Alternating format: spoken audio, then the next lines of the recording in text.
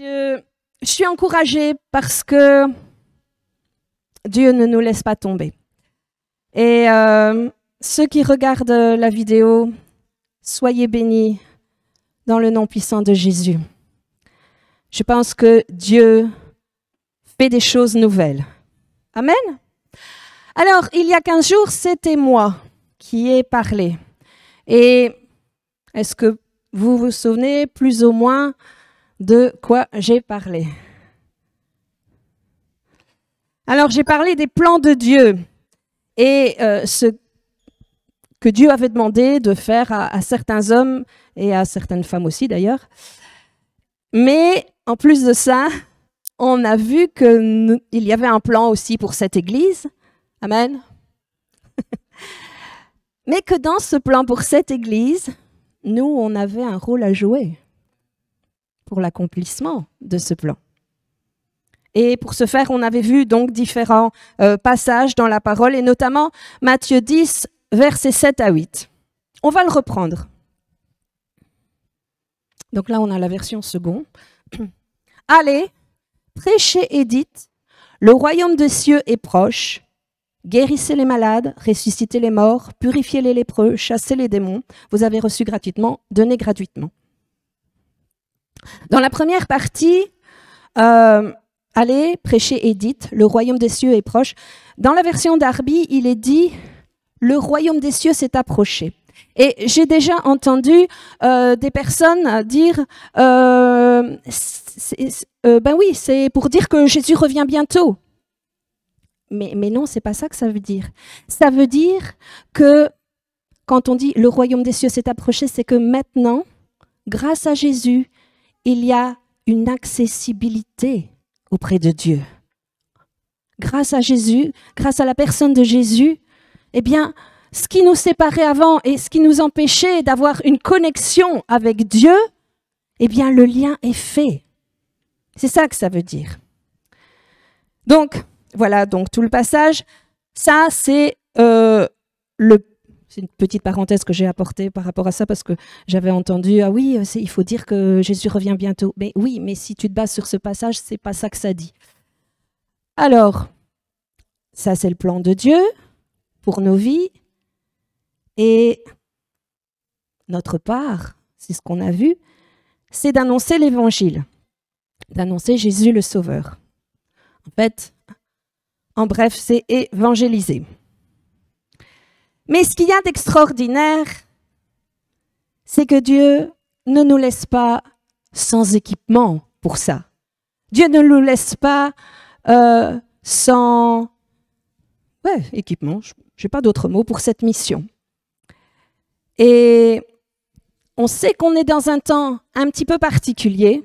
Bon, ça, je ne vais pas vous l'apprendre. On a bien conscience que ce qui nous environne au jour d'aujourd'hui, ce qui se passe au jour d'aujourd'hui, n'est pas ce qui se passait il y a 100 ans. Et Dieu le sait. Dieu le sait très bien. Dieu sait très bien dans quel temps nous sommes, à quoi nous devons faire face et quelle est la difficulté par rapport à l'évangélisation. Donc, Dieu sait ce dont nous avons besoin pour mener à bien cette mission. Et la semaine passée, là c'était Christian, et j'ai bien aimé le message de Christian parce que lui, il nous a apporté comme sujet, il nous a parlé de la révélation, mais surtout de la parole de connaissance. Et quelque part, on a parlé que dans l'évangélisation, cette chose, le fait d'avoir la parole de connaissance, pour moi, ça fait partie de l'équipement. Ça fait partie de l'équipement pour l'évangélisation d'aujourd'hui. Amen. Mais pas que. Mais pas que. Pour ça, nous allons voir dans la deuxième partie du verset. Toujours dans Matthieu 10, mais verset 8.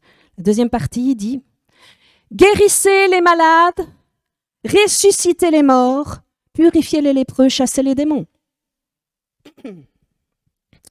Certains me diront, Agathe, pour la première partie, ok, c'est déjà pas évident, hein, allez prêcher, dites le royaume des cieux est proche, ça éventuellement. Mais si tu pouvais oublier la deuxième partie, pourtant, elle fait partie de l'énoncé du plan de Dieu pour nous. Alors par rapport à ça, je voudrais vous encourager. Et parce que je vous ai dit en introduction que moi, j'étais comme frustrée de ne pas vivre certaines choses. Et ici, je veux vous encourager, et croyez-moi, pas un instant, je voudrais que vous vous sentiez accusé. Au contraire, j'ai envie de dire, je vous trouve courageux d'avoir persévéré envers et contre tout. Vous êtes toujours là et vous persévérez. Et ça, Dieu va honorer, et Dieu l'a vu. Et Dieu voit ça. Et je suis persuadée que devant cela, Dieu va étendre sa compassion. Et il dit, maintenant c'est le temps. C'est le temps pour mes enfants qui doivent voir ma gloire et ma puissance. Amen. Et je vous ai exprimé, moi, mon ressenti, mais je suis persuadée qu'au fond de vous, vous aussi, vous soupirez après ces choses. Vous aussi, vous aspirez à ces choses. Si vous saviez combien moi, ça me brûle, ça me démange, je le souhaite tellement ardemment. Et je ne sais qu'il n'y a pas que moi. Quand je parle avec certains, j'ai entendu « Ouais, c'est vraiment ça qu'on a besoin. C'est ça qu'on doit vivre.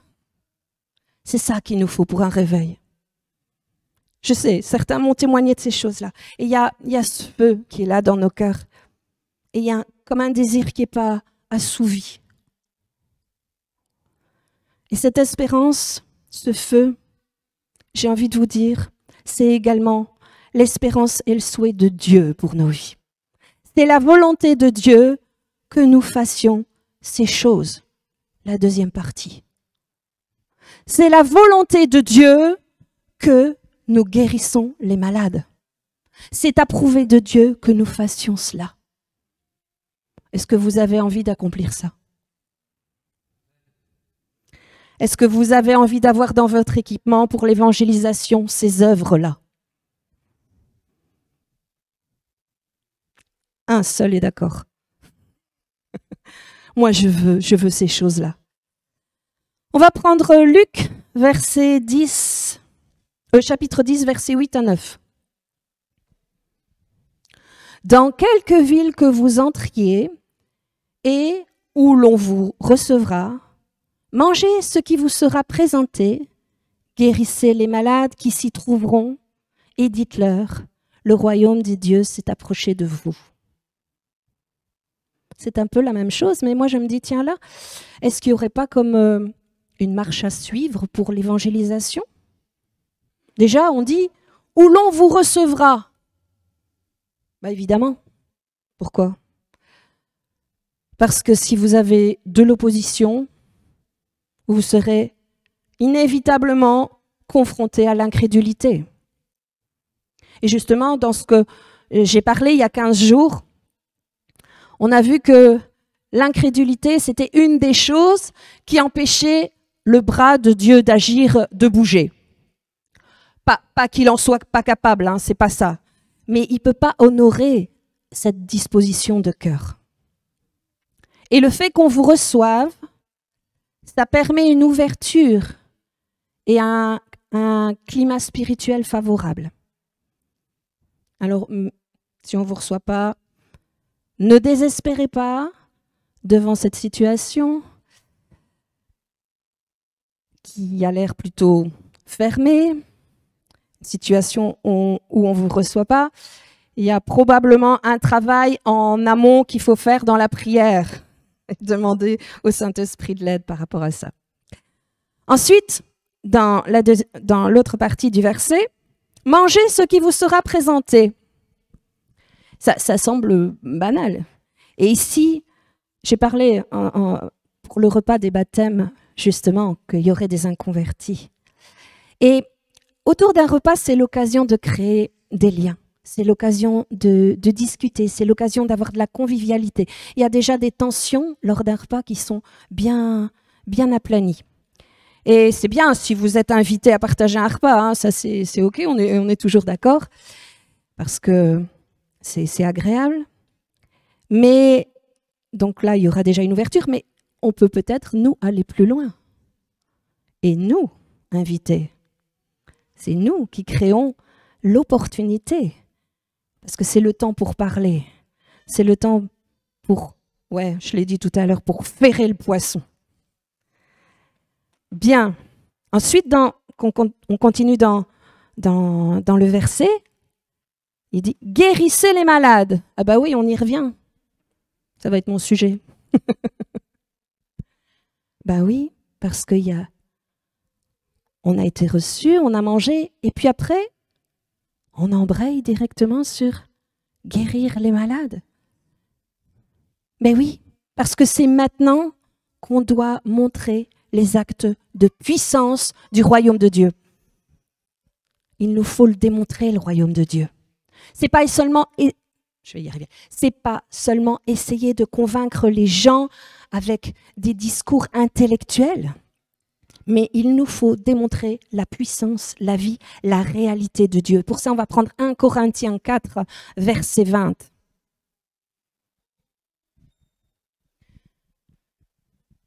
Car le royaume de Dieu ne consiste pas en paroles, mais en puissance. Amen. Et oui. Et qu'est-ce qu'il faisait Jésus dans son ministère? Jésus prêchait, il enseignait, et je dois dire qu'il enseignait plus qu'il ne prêchait, à mon avis. Et ces paroles, elles étaient toujours accompagnées de la démonstration de puissance, avec de nombreuses guérisons. Ça, là-dessus, je pense que vous pouvez dire Amen. Il y en a une flopée. Si vous regardez dans les passages bibliques, toutes les fois, et tout ce qui n'est pas dit où Jésus guérit.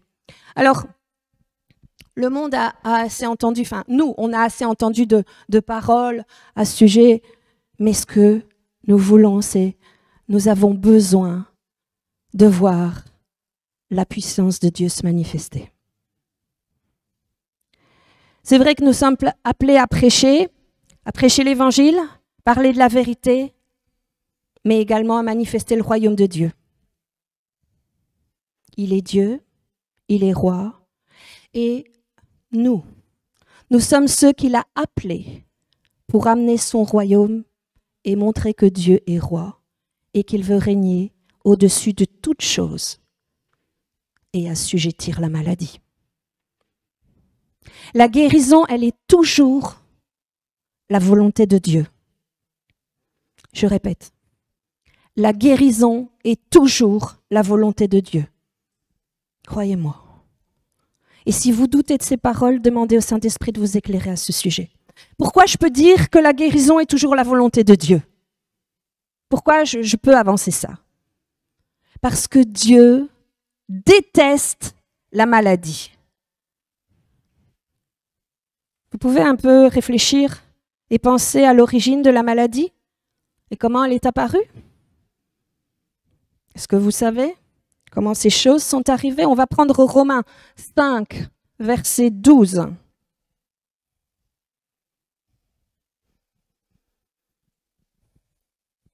C'est pourquoi, comme par un seul homme, le péché est entré dans le monde, et par le péché, la mort.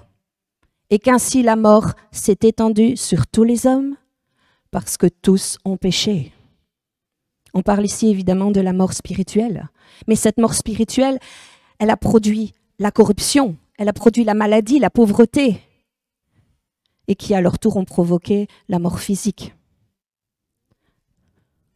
Le péché ouvre la porte à la maladie et à toutes sortes de mauvaises choses. Je parle ici bien sûr dans ce verset du péché originel et de ce que ça a engendré. Alors, loin de moi la pensée que je vous juge parce que vous êtes malade. C'est pas ça du tout que j'essaye de faire. Je tente d'expliquer pourquoi Dieu déteste la maladie. Dieu déteste le péché et Dieu déteste le péché pour une raison toute simple. Il nous sépare de lui. On va prendre Ésaïe 59, verset 2.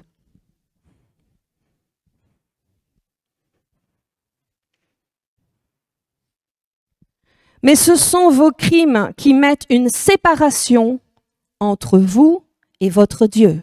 Ce sont vos péchés qui vous cachent sa face et l'empêchent de vous écouter. Si Dieu déteste le péché, il déteste tout autant ce qui en découle. Amen. Donc, il déteste tout autant la maladie. Si dans votre cœur, il y a le moindre doute sur le fait que la maladie pourrait être la volonté de Dieu, je vous dis, cette pensée, elle n'est pas de Dieu. Satan veut que nous ne manifestons pas la puissance que Dieu nous a donnée dans le nom de Jésus. Satan veut que nous restions captifs de certaines fausses pensées au sujet de Dieu. Qu'est-ce qui se passe si tu te défais de ce genre de pensée? Eh bien, pour lui, tu deviens quelqu'un de dangereux. Tu deviens quelqu'un qui le dérange. Parce que, qu'est-ce que tu vas faire? Tu vas risquer d'amener des âmes au salut en Jésus. Vous savez, la force de Satan, c'est notre ignorance. Notre ignorance sur nos droits en tant qu'enfant de Dieu. C'est ça qui fait la force de Satan.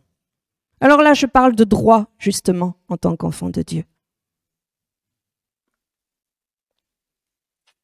Quels sont nos droits? Quels sont nos droits?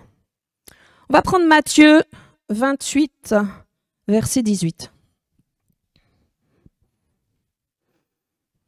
Et nous allons voir nos droits, justement. Jésus s'étant approché, leur parla ainsi. Tout pouvoir m'a été donné dans le ciel et sur la terre. Ok, ça c'est les droits de Jésus. Luc 9, verset 1. Jésus, ayant assemblé les 12, leur donna force et pouvoir sur tous les démons avec la puissance de guérir les malades. Alors je sais qu'il y en a qui disent par rapport à ça, mais non, moi je ne suis pas digne. Je suis désolée, hein, là il parlait des 12 et Judas il était déjà dans l'eau. Et pourtant, Dieu l'a envoyé avec la force de la puissance sur les démons. Bien, on continue. Romains 8, verset 17. Et là, ça va mettre les choses au clair. Or, si nous sommes enfants, nous sommes aussi héritiers, héritiers de Dieu et co-héritiers de Christ. Donc, si Christ a reçu tout pouvoir et que nous sommes co-héritiers, qu'est-ce que ça veut dire co-héritier? Co-héritier, c'est une personne qui hérite en même temps et des mêmes choses qu'une autre personne. On a vu dans Matthieu que Jésus disait « Tout pouvoir m'a été donné ». Il a reçu de son Père cet héritage d'avoir tout pouvoir. Et nous, on est co-héritiers. Donc, ce qu'il a reçu, eh bien, c'est pour nous aussi. Amen. Donc, par Jésus, on a le pouvoir de la part de Dieu de guérir les malades, de chasser les démons et bien plus encore. C'est difficile de concevoir cela. Hein? Cette pensée, elle nous dépasse. Mais elle est bien la volonté de Dieu. Et il est temps, il est vraiment temps, parce qu'il y a urgence dans ces périodes que nous vivons, de dépasser toutes nos pensées qui sont étriquées. Et il faut vraiment que nous rentrions dans notre héritage de puissance. Il est grand temps de bouleverser tout ce que nous avons retenu à ce sujet. Ceci, ce que je parle, ça fait partie, en plus de ce que Christian a apporté la semaine passée, ça fait partie de l'équipement prévu par Dieu pour le réveil qu'il nous a promis. Amen. Donc il faut que nous retrouvions l'autorité que nous avons en Jésus. Luc 10, verset 19. Voici, je vous ai donné le pouvoir de marcher sur les serpents et les scorpions et sur toute la puissance de l'ennemi, et rien ne pourra vous nuire. Dieu ne nous a pas laissés démunis devant la puissance de l'ennemi. Et ici, on comprend bien qu'il n'est pas question des animaux. Ce n'est pas les serpents, les scorpions, les bébêtes. On comprend bien que là, il est question de Satan et de ses démons et de toutes les mauvaises choses qui répandent et dont la maladie. Cette puissance-là, Dieu nous les a données. Il nous a donné le pouvoir.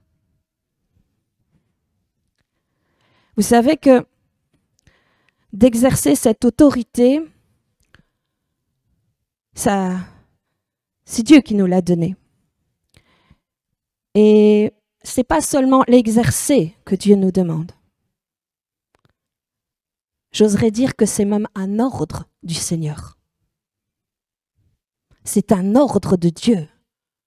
Si on relit, on a pris comme premier passage Matthieu 10 et verset 7. Allez, déjà là, allez, prêchez, agis, dites, guérissez les malades, ressuscitez les morts, purifiez. C'est comme des ordres qui nous sont donnés, c'est à nous de le faire. Et est-ce que c'est des choses que nous faisons? Et est-ce qu'on applique ces ordres?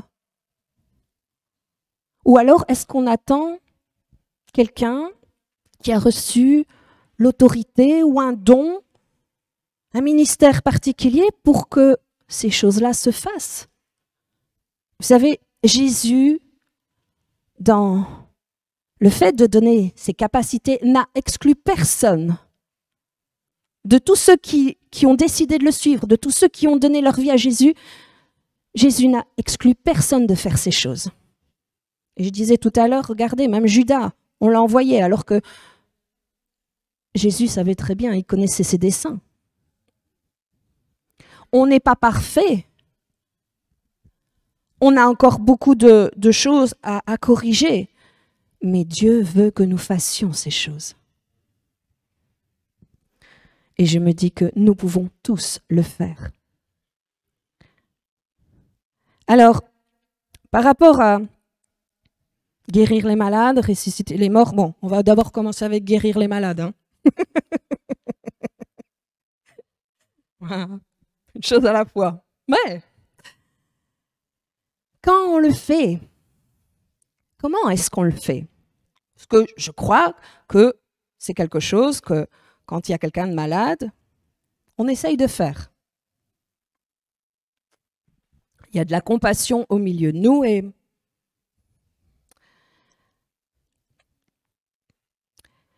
nous faisons des prières pour les malades, n'est-ce pas? Et ça semble juste, ça semble correct. Mais la prière, c'est quoi? C'est quoi la prière? On a déjà vu ça. La prière, c'est parler à Dieu. Alors là, je pense qu'il y a quelque chose qui coince parce que on n'a pas à parler à Dieu au sujet de cette personne. Du genre, quand on prie, Dieu enlève cette maladie, Dieu fait qu'il n'y ait plus de douleur, Dieu fait ceci, Dieu fait cela. Je suis désolée, mais ça, c'est pas du tout ce que Jésus nous a enseigné de faire. Jésus ne nous a jamais dit, là je vais perdre une partie, Jésus ne nous a jamais dit de prier pour les malades. Quoi? Agathe, là, tu peux descendre de l'estrade, rien ne va plus. Non. On va regarder de nouveau dans la parole du premier verset qu'on a pris, Matthieu 10, verset 8. Guérissez les malades. Est-ce que, je ne sais pas si vous sentez, si vous comprenez la différence et la nuance entre prier pour les malades et guérir les malades.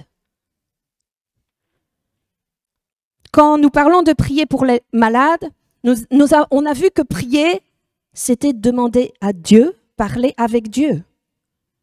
Alors que ce que Jésus nous demande, alors qu'en vérité, ce qu'il nous a commandé, et il nous a dit, tu guéris les malades. C'est toi qui dois exercer ton autorité pour guérir la personne. Un autre verset pour le confirmer, Luc 9, verset 2. Il les envoya prêcher le royaume de Dieu et guérir les malades. Jésus ne leur dit pas, vous allez demander au Père, à Dieu, de guérir les malades. Il leur demandait d'exercer leur autorité contre la maladie et les œuvres du diable. Vous avez compris maintenant la différence? C'est une grande différence. Jésus nous a enseigné cette façon de faire. Et comment faire? Il nous a enseigné ces choses. Marc 11, verset 23. On voit ce passage qu'on connaît bien.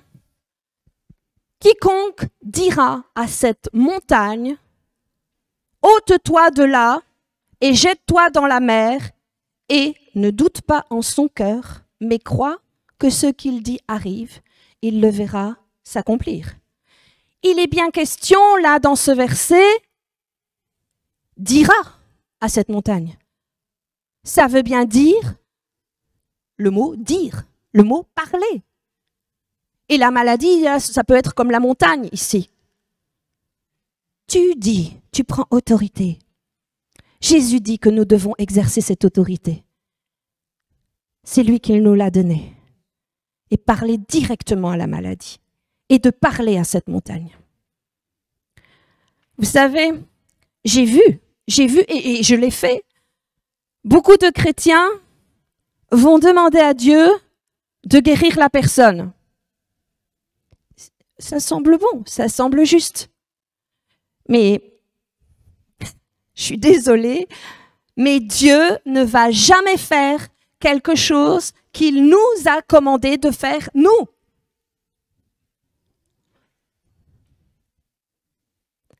C'est à nous de faire ça. Et on doit pouvoir avoir les mêmes résultats que Jésus avait dans son ministère. Nous devons faire les mêmes choses qu'il a faites. Jean 14, verset 12 nous dit, « Celui qui croit en moi fera aussi les œuvres que je fais, et il en fera de plus grandes. » Jésus là-dessus était clair, c'était évident pour lui, il n'y avait pas à réfléchir. Et quand on observe comment Jésus opérait dans son ministère, vous ne le verrez jamais dire et demander à son Père de guérir, de libérer ou de chasser un démon. Qu'est-ce que faisait Jésus? Eh bien, il exerçait son autorité, celle qu'il avait reçue du Père. Il y a plein de passages qui parlent de ça. On voit le passage justement, on n'est pas dans le domaine de la maladie, mais c'est pour vous faire comprendre qu'il exerçait son autorité. Il a parlé au figuier à un moment, et dit, oh, il n'était pas content, et il dit, tu porteras plus jamais de fruits. Il a parlé au figuier. Il a dit, oh Dieu, que... Non, c'est par son autorité. Tu ne porteras plus jamais de fruits. On voit aussi quand on a la belle-mère de Simon Pierre, qui est malade. Et là, encore une fois, qu'est-ce que Jésus a fait? Elle avait de la fièvre. Il menaça la fièvre. C'est lui-même, par son autorité, par sa voix, par sa parole. Un autre passage encore, je ne donne pas les énoncés parce que c'est toutes des histoires que vous connaissez. Et celle-là, je l'aime bien. Lorsqu'il était dans la barque, il y a la tempête. Qu'est-ce qu'il fait? Qu'est-ce qu'il fait Jésus? Là, dans la barque, tout le monde panique autour de lui. Il n'a pas dit « Oh Père, calme la tempête, s'il te plaît. Non. Il a parlé à cette tempête et lui a dit « Silence! Tais-toi » Il a donné un ordre. Jésus nous a commandé d'exercer notre autorité parce que c'est comme cela que Jésus guérissait les malades, chassait les démons et faisait son ministère. Alors, osons parler, osons ordonner à la maladie. Parlons au corps de la personne qui a besoin de la guérison. Alors, j'ai envie de dire, ce n'est pas nécessaire de hurler. J'oserais même dire que ceux qui font ça, c'est comme une forme de crainte. Un peu une forme de peur, une forme d'incrédulité. Si c'est par l'autorité de Christ que vous parlez, ça ne sert à rien de crier. Ce n'est pas le volume sonore de votre voix qui va rendre votre parole plus efficace. Et on peut en venir à un exemple pratique. Imaginons par exemple que vous avez une personne qui souffre des genoux. Eh bien, parlez au corps de cette personne. Genou, je te commande d'être guéri. Muscles, nerfs, ligaments, cartilages, je te commande d'être guéri au nom de Jésus. Et vous, douleurs, vous partez dans l'autorité du nom de Jésus. C'est pas plus compliqué que ça. Il faut rester simple. Alors, je crois que ça ne sert à rien de commencer à nous lamenter et à prier pendant 2 heures. Vous imaginez Jésus qui était devant une grande foule, comme il est écrit dans Matthieu 14, 14, une grande foule. C'est quoi une grande foule? C'est quoi pour vous une grande foule? 1000 personnes? Ben non, moi je crois que c'est là, dans ce passage-là, c'est bien plus que ça, parce qu'on a vu dans les passages, quand il y a la multiplication des pains et des poissons, par 2 fois ça arrive, il y a 4000 personnes et 5000 personnes. Et là, apparemment, ils les ont comptés. Donc si ici on dit une grande foule, c'est qu'ils sont bien au-delà de 5000. Imaginez que Jésus passe 2 heures par personne malade, alors qu'il y a une grande foule. Ben, il n'aurait jamais fini. Et pourtant, qu'est-ce qu'il est dit dans le passage? Il guérit tous les malades. Alors oui, restons simples. Restons courts, restons concentrés. Ce n'est pas la longueur qui va faire l'efficacité. Si nous commençons à être compliqués et à prier, je mets des guillemets, longtemps et longuement, notre foi, elle ne va pas être en Jésus. Mais notre foi, elle va être dans notre prière et la formulation de notre prière. C'est en Jésus que nous avons l'autorité pour ces choses. On va prendre Jean 14, versets 10 à 14. On va voir un peu là le mode opératoire de Jésus. Ne crois-tu pas que je suis dans le Père et que le Père est en moi? Les paroles que je vous dis, je ne les dis pas pour moi-même, et le Père qui demeure en moi, c'est lui qui fait les œuvres. Croyez-moi, je suis dans le Père et le Père est en moi. Croyez du moins à cause de ses œuvres. En vérité, je vous le dis, celui qui croit en moi fera aussi les œuvres que je fais, et il en fera de plus grandes, parce que je m'en vais au Père. Et tout ce que vous demanderez en mon nom, je le ferai, afin que le Père soit glorifié dans le Fils. Et si vous demandez quelque chose en mon nom, je le ferai. Vous avez dans le dernier passage, si vous demandez, quand vous voyez la traduction grecque, ça va bien plus loin que demander. C'est la traduction, c'est commander, exiger. Donc si vous commandez, si vous exigez quelque chose en mon nom, je le ferai. Ici, on voit un peu comment Jésus fonctionnait et il travaillait en communion avec le Père. Il disait, ce que je fais, c'est ce que j'ai vu le Père faire. Et quand on regarde dans la Genèse, qu'est-ce que Dieu a fait quand il a créé le monde? Il a parlé. Dieu dit, et la chose s'est faite. Dieu dit, et la chose se crée. Dieu dit. Il était à bonne école, Jésus. Il a vu son Père faire, et a dit, ok, c'est comme ça que ça se passe. J'ai le même esprit, donc, par l'autorité que Dieu me donne, je fais comme ça aussi. Et Dieu, son Père, était ok avec ça. Jésus était en communion perpétuelle, continuelle avec le Père. Grâce à quoi? Grâce au Saint-Esprit. Et quand Jésus parle, eh bien, c'est Dieu qui fait les œuvres. Et pour vous et moi, au jour d'aujourd'hui, qu'est-ce qu'il en est? Bien, c'est la même chose. Christ est en nous. Nous sommes en communion avec son esprit. Nous commandons. Et c'est Jésus qui fera les œuvres au travers de nous. Amen. Alors, il y a plein de choses, c'est vrai, qui entrent en ligne de compte. Je vous exprime là juste un peu le début des choses. Mais c'est vrai qu'il nous faut, pour cela, il faut rester dans la foi. Alors la foi, c'est quoi? C'est croire. C'est être persuadé de quelque chose que nous ne pouvons pas voir, ni ressentir, ni percevoir par nos 5 sens. Oh là, qu'est-ce que tu nous racontes, Agathe?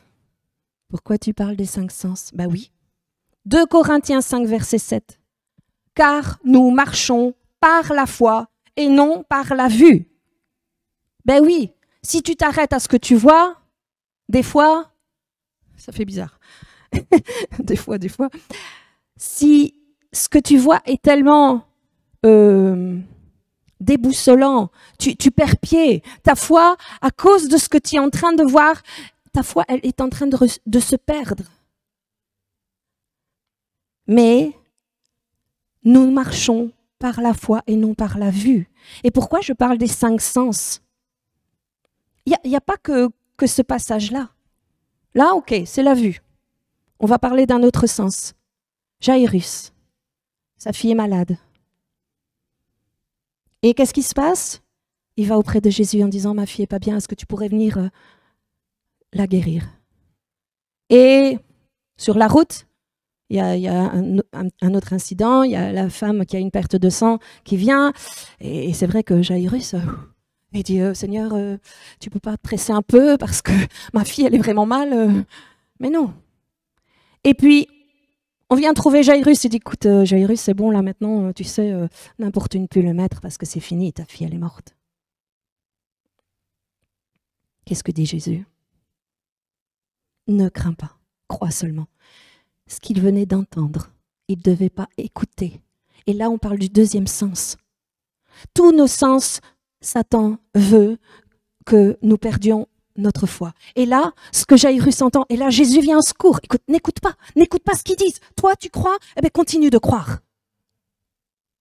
Donc, pas par la vue, pas par ce que tu vas entendre. On continue avec des autres sens? Ok. Ancien Testament. On a Élisée. Ils font un potage avec des coloquintes. Pas bon, les coloquintes. Et qu'est-ce qu'il fait? Bah ouais, c'est mauvais. Mais il ne s'arrête pas au goût. Par la foi, il sait. Un petit peu de farine. Mais à la limite, je suis sûre qu'il a fait ça, pas parce que la farine était magique, mais pour que les autres se disent, tiens, il faut faire quelque chose pour que ça change. Et il met un peu de farine. J'ai jamais vu la farine corriger une recette qui est foirée. Hein. Croyez-moi. Mais c'est tout, c'était sa foi. Et là, c'est un goût. Il ne s'est pas arrêté au mauvais goût. Hein, on parle du goût. C'est plus rare quand on est atteint par nos goûts. Vous avez aussi un autre sens. Vous avez, on a parlé tout à l'heure justement de la multiplication des pains et des poissons. 5000 personnes à nourrir, 2 poissons, 5 pains. On les fait mettre par rangée de 50. Ça fait 100 rangées. Et Dieu dit, donnez-leur à manger. Il a d'abord rompu les pains. Il en a donné, ils étaient 12, donc il fallait chacun ait un morceau quand même. Et puis ils ont dû faire les rangées. Je ne sais pas, mais ils ont dû, avec leurs petits morceaux, donc il y avait 5 pains, 5 petits pains, ça devait être... Je ne pense pas que ce soit les pains ménage, hein. Ça devait être des petits pains. C'était juste pour le repas d'une personne. Jésus déjà les a rompus, donc c'est pas très grand. Et après ça, ils se retrouvent à devoir nourrir. Je pense qu'entre leurs mains, le toucher, le sens du toucher, ils ont dû vraiment l'oublier.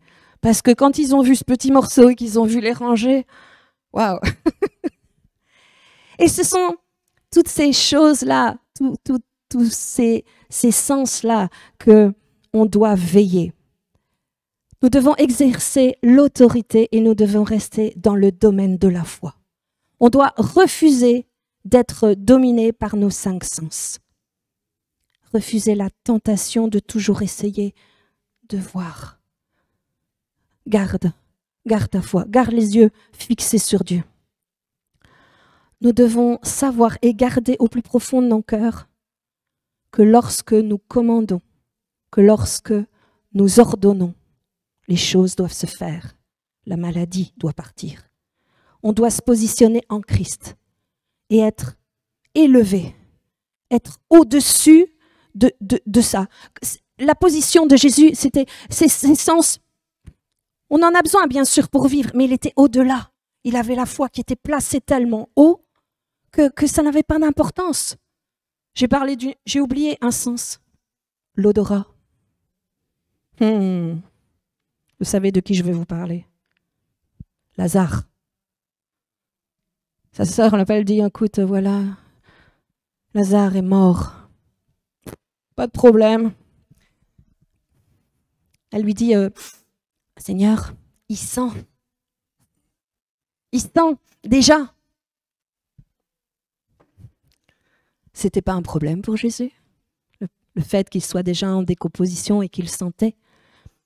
C'est vrai que quand il est allé au-devant, il pouvait peut-être sentir, je ne sais pas comment ça s'est passé à ce moment-là, mais son sens n'a pas été effrayé, n'a pas été impressionné, parce que sa foi, elle était forte en son Père. Et dit, Lazare, sort. Et malgré qu'il sentait, Lazare s'est levé, il a été ressuscité. Amen.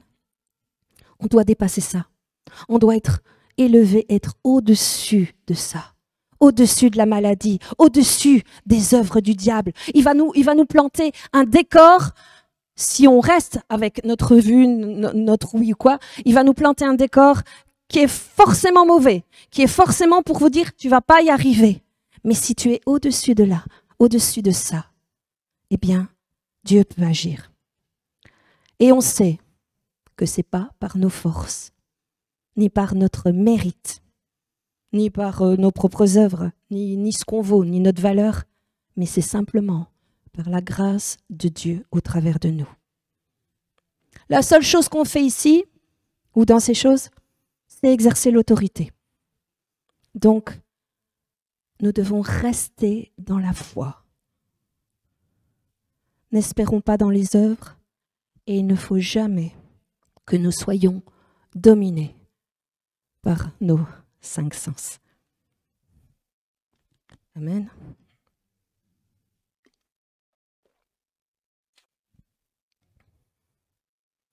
Mais attention, et là je veux que vraiment vos oreilles soient attentives. Il y a quelque chose qui court-circuite notre autorité principalement.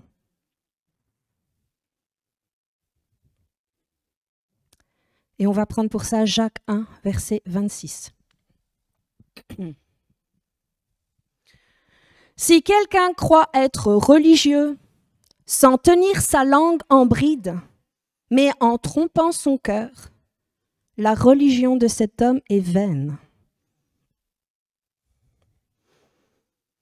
On a peut-être bien lu souvent ce verset, mais parfois c'est bien de les analyser et il y a des mots qui ressortent, des paroles qui ressortent. Et là, il y a la parole bride. Et il faut se pencher sur ce que ça veut dire. Et il y a la parole, le mot veine. Et en cherchant un peu, vous savez ce que le mot, la parole bride veut dire? Cela veut dire tenir sous contrôle, guider, restreindre, dominer. Et le mot, la parole veine, ça veut dire sans force, sans puissance, sans succès et sans résultat. Si on met cette définition dans ce verset, on comprend ce que Jacques veut dire. Si on n'apprend pas à garder notre langue sous contrôle, si on ne la restreint pas, si on ne la domine pas, notre religion sera sans puissance, sans force, sans succès et sans résultat. On voit ici que notre autorité et la puissance de notre autorité, elle est liée avec les paroles de notre bouche. Alors, on a vu que quand nous exerçons l'autorité par nos paroles, par ce qu'on commande, par ce qu'on déclare ou par ce qu'on dit, c'est quand Jésus parlait, les choses bougeaient. Et quand Jésus exerçait l'autorité, ça a fonctionné à chaque fois. Et moi, je me suis posé la question, est-ce que nous, quand on exerce l'autorité, il y a des fois, ça a l'air de pas trop fonctionner. On n'a pas trop de résultats, on n'a pas de puissance, on n'a pas de force. Pourquoi ? On a vu que Jésus avait de la puissance dans sa parole. Pourquoi ? Hébreux 1, verset 3 dit « Soutenant toute chose par la parole de sa puissance. » Par la parole de sa puissance, et pas l'inverse, pas la puissance de sa parole, la parole de sa puissance. Dieu dit que sa parole est au-dessus de tout. Sa puissance, elle est sa parole. Quand Dieu parle, dit, commande, les choses se passent, les choses bougent. Pourquoi ? Dieu veille sur sa parole pour l'exécuter. Il la brise jamais. Sa parole, elle est puissance parce que elle est toute intégrité. Ce que Dieu dit, il le fait. Ce que Dieu commande, il l'accomplit. Dans Nombre 23, 19, il dit de lui, « Je ne suis pas un homme pour mentir. Quand Dieu parle, ne le ferai-je pas? Quand je commande, cela s'accomplit. » Quand Dieu parle et quand Jésus parle, les choses se passent. Parce que sa parole, elle est toute intégrité. Il ne va jamais briser sa parole. Dieu est fidèle dans sa parole et il l'accomplit. Et il veille sur sa parole pour que les choses s'accomplissent et se fassent. Alors pourquoi nous, des fois, quand on déclare ou qu'on commande les choses, il n'y a pas de puissance, il n'y a pas d'autorité, il n'y a pas de résultat. Posons-nous la question, est-ce qu'il serait possible qu'on ait perdu l'intégrité de notre parole? Pourtant, on a vu le passage dans Marc 11, verset 23. En vérité, je vous le dis, si quelqu'un dit à cette montagne, ôte-toi, jette-toi dans la mer, et ne doute pas dans son cœur, il le verra s'accomplir. Est-ce que nous veillons sur notre parole pour l'exécuter? Attention à ce que nous disons. Je vais vous donner des exemples pour illustrer et pour comprendre ce que j'essaye de vous parler. Je ne vise personne, j'essaye de trouver un exemple pour n'offenser personne, mais pour que vous compreniez. Imaginons, tu t'engages, tu promets à quelqu'un ou à ton pasteur que tu vas venir faire quelque chose, un petit travail ou de l'entretien, ou donner un coup de main dans l'église, et tu dis que tu viens pour 16 heures. Et le jour venu, bam, oh mince, il y a un bon match à la télé ou un ami t'a proposé de faire une belle activité à ce moment-là. Bah, du coup, tu n'as plus trop envie. Tu n'as plus trop envie d'aller. Et bon, tu as dit 16 heures, mais c'est pas trop grave, je vais arriver vers 18 heures quand j'aurai fini ce que j'ai envie de faire, pas de problème. Qu'est-ce qui s'est passé là? Tu n'as pas cru que ta parole allait se faire. Et alors, il y en a même qui tirent les choses un peu plus loin, et qui disent « Oh, ça va, 18 heures, c'est OK. Même à la limite, 19 heures, c'est pas un problème. » Ou simplement « Ah, je te promets, je vais passer chez toi à telle heure. Je viendrai. » Et la personne ne passe jamais. Il faut faire attention à ce que nous disons. Il y a parfois des choses que nous disons et que nous ne pensons pas. On exagère, on fait des promesses qu'on brise. Attention, si vous ne pouvez pas tenir une promesse, ou que vous savez très bien en le disant, mais c'est pour faire bonne figure, mais si vous savez que vous ne pouvez pas la tenir, ne le dites pas. Parce que cela brise l'intégrité de votre parole.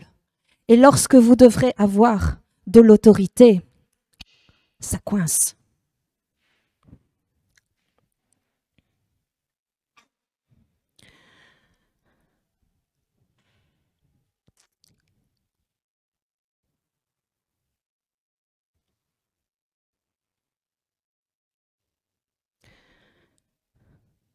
Il y a plein de fois où on brise nos promesses, on brise nos paroles.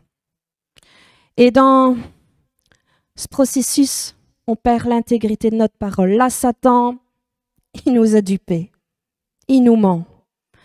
Il nous fait croire que notre parole, nos paroles, les mots qu'on dit, dans ces cas-là, c'est sans importance.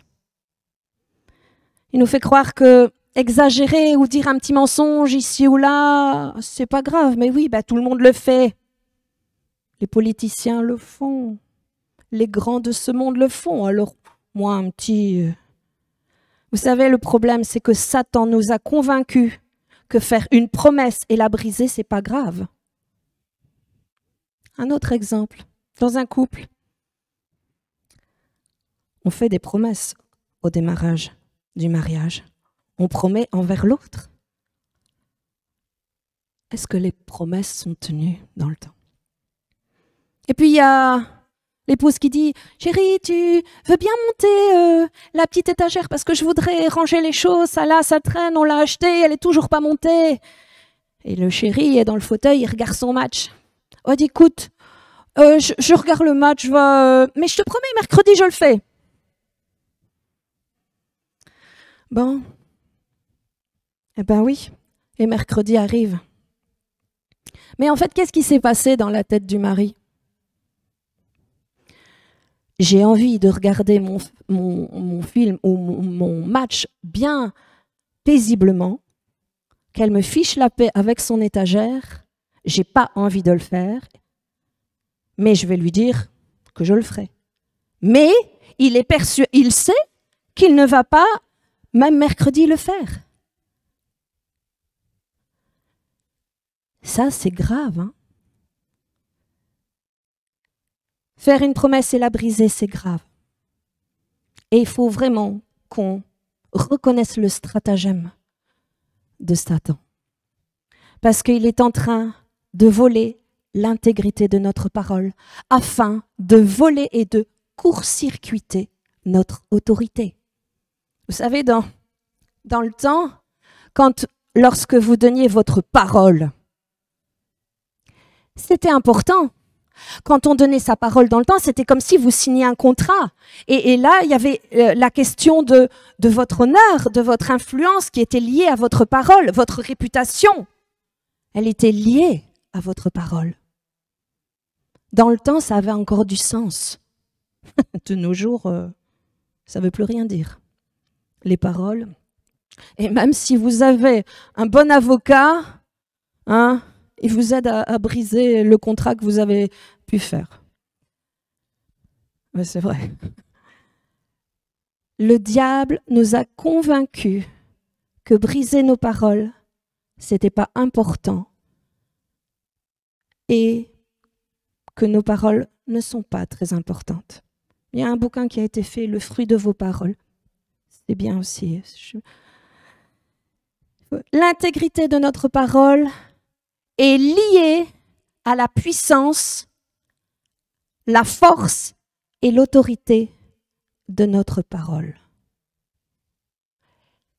Je redis ce que je viens de dire. L'intégrité de notre parole est liée à la puissance, la force et l'autorité de notre parole. Alors, si on a perdu notre intégrité dans notre parole, il y a quand même une bonne nouvelle. On peut récupérer notre intégrité. Jésus, il dit que votre oui soit oui et que votre non soit non. C'est-à-dire que si on dit oui, mais qu'au fond de toi, c'est non, ou qu'on dit oui et que plus tard vous changez d'avis, ça va pas. Ça va pas, c'est pas bon. On est en train de briser l'intégrité de nos paroles. Et là, j'ai donné des exemples où ce sont à des humains, à des hommes qu'on a fait des promesses. Mais moi, j'ai déjà entendu des gens faire des promesses à Dieu et ne pas les tenir. Et après, on s'étonne lorsqu'on veut, dans le nom de Jésus, lorsqu'on veut avoir une autorité, que les choses ne fonctionnent pas. Mais ton intégrité dans ta parole, est-ce que tu as veillé à ce que tes paroles s'accomplissent? Il y a une prise de conscience ici. Parce que, c'est vrai, c'est le piège de Satan. Et pour certains, on est tombé dans le panneau. On n'a pas vu venir. Et on est tombé dans son plan. Mais il faut se réveiller et réaliser. Et je disais qu'il y a une bonne nouvelle, c'est que on peut récupérer en se repentant, en demandant pardon. Vous savez, Dieu nous a tellement aimés qu'il veut nous envoyer sa vérité. La vérité qui nous libère. Et je crois que si dans ce que j'ai pu amener ce matin, il y a quelque chose qui a fait clic. Il y a eu quelque chose que vous avez compris par rapport au fait de votre autorité, c'est que Dieu veut changer les choses et il veut que tu sois libre. Dieu veut nous libérer. Il faut reconnaître nos faux pas. Par la grâce de Dieu, je peux retrouver l'intégrité de ma parole et je veux changer. Je veux changer. Saint-Esprit, donne-moi ta grâce. J'ai compris et je corrige même si ça me coûte. Même si ça me coûte la promesse que j'ai faite, même si je...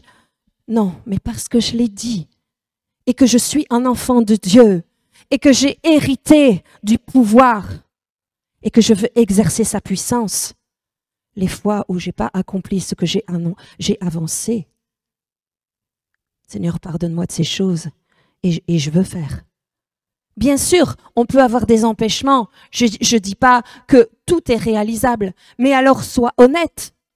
Sois honnête et dire, écoute, non, voilà, je sais pas arriver, alors ma voiture est en panne. Bon, il y a des cas de force majeure et là, vous n'êtes pas responsable. Mais il faut veiller à nos priorités. Ce que nous avons dit, ce que nous avons promis en tant que chrétiens, en tant qu'enfants de Dieu, nous devons le faire.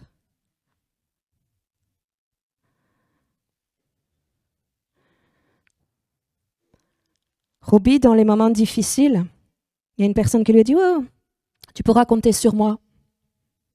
Tu pourras compter sur moi au travers de ce que tu vis. » Elle n'a jamais vu la personne.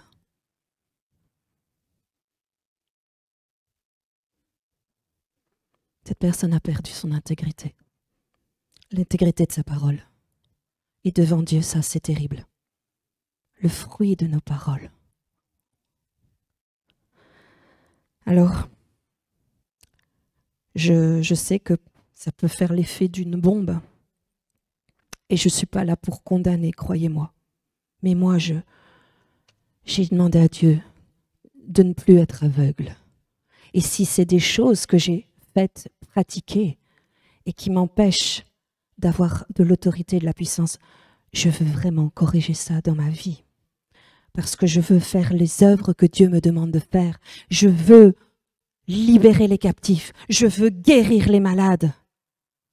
Je veux retrouver mon autorité. Mais je veux veiller à mes paroles.